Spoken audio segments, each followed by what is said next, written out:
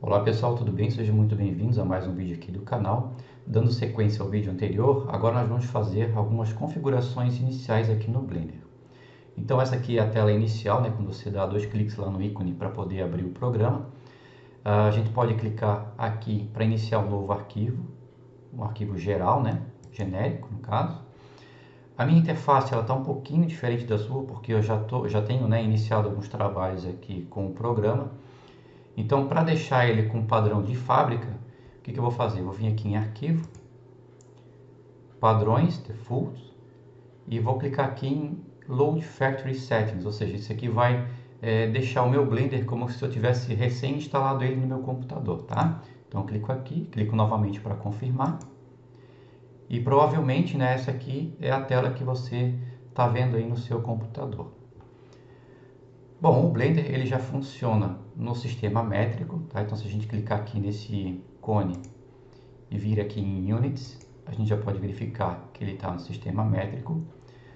Só que a interface a gente pode ver que está tudo muito humildinho, né? Aqui as letras e os ícones. Então a primeira configuração ideal para se fazer é a gente aumentar um pouco essa escala, né? Dos ícones e dos textos na tela. Então para isso eu vou vir aqui em Edit, Preferências. Vou arrastar isso aqui para o meio para ficar melhor. Aqui no menu de Interface, nós vamos aumentar aqui 10% o tamanho da tela. Tá? Então em Resolution Scale, a gente vai digitar aqui 1.1 e vai dar um Enter. Ó, dessa forma, já aumentou um pouco aqui, né, os ícones e o texto da tela. Assim fica mais fácil da gente trabalhar com a ferramenta. Outra configuração recomendada também é aqui em Navigation e aqui em Zoom to Mouse Position. O que acontece, pessoal? Se a gente der zoom aqui, ó, rolar a bolinha do mouse, ele vai dar o zoom sempre no centro da tela, tá? Independente de onde tiver meu mouse. Ó, no canto ele não vai. Se eu botar o mouse para a esquerda aqui, ó, ele também continua no cubo. Então, para a gente poder dar o zoom, né, onde o mouse estiver, a gente vai habilitar aquela opção. Então a gente vem aqui e checa essa caixinha aqui, tá? Fazendo isso, o que acontece? Onde meu mouse estiver é onde ele vai dar o zoom, tá vendo? Isso é muito útil para a gente poder agilizar aí o nosso fluxo de trabalho, tá? Em algumas situações outra opção pode ser melhor, mas eu particularmente recomendo utilizar essa opção marcada, tá? Bom, pessoal, que insistem, então nós vamos fazer a configuração dos dispositivos de renderização.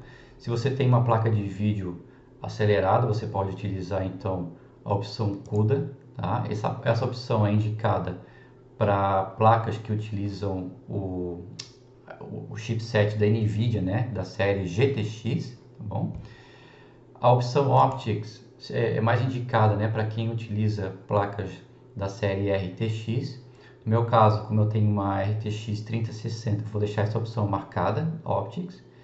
E aqui embaixo, se eu quiser utilizar também o processador para fazer a renderização. Eu particularmente deixo marcado só mesmo o processamento da placa de vídeo. E aqui o modo HIP, só que nesse caso também não tenho nenhuma placa da AMD, né, instalada no meu computador. Então nesse caso a gente vai utilizar o Optics. Para o meu caso, tá? Que é uma placa RTX. Se você tem uma placa GTX, usa o CUDA. Se você tem uma placa AMD, usa o HIP, tá bom? Muito bem, aqui em Save and Load, nós não vamos precisar mexer em nada, tá certo? Aqui é o número de versões que ele vai manter salvo, caso o computador, sei lá, desligue sozinho ou caia energia. Para isso, essa opção tem que estar marcada, tá certo? Para salvar automaticamente. Aqui ele tem o timer, que é de quanto em quanto tempo, né, que ele vai salvar automaticamente o nosso arquivo. Então aqui já está programado para 2 minutos. E aqui é o número de versões que ele vai manter, uma versão ou duas versões do arquivo. Normalmente isso aqui fica em 1, tá?